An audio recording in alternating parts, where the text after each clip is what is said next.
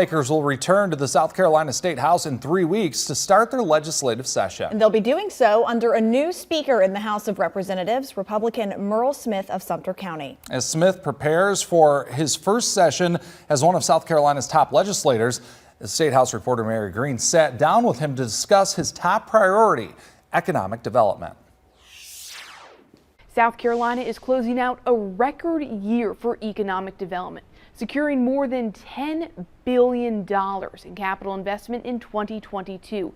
The state's new Speaker of the House says his top priority for the next 2 years here at the State House will be to prepare South Carolina for more success like that in years to come. While we are having this unprecedented success, we got to make sure we continue the momentum by addressing deficiencies that we may have. If not, House Speaker Merle Smith says future companies might forego doing business in South Carolina in favor of its neighbors. He says addressing these deficiencies starts with bolstering workforce development and training, and he wants to consolidate workforce programs under a single state agency. We have a number of workforce initiatives housed at different agencies, and they're not communicating with one another. And more importantly, they're not communicating with our K through 12 schools, our technical colleges and universities, and our higher and our four-year universities. In September, Smith formed a House committee whose members have been meeting for the last few months, taking testimony on economic development and what challenges the state faces. Smith says those meetings have highlighted the needs to recruit more companies to expand in rural parts of the state,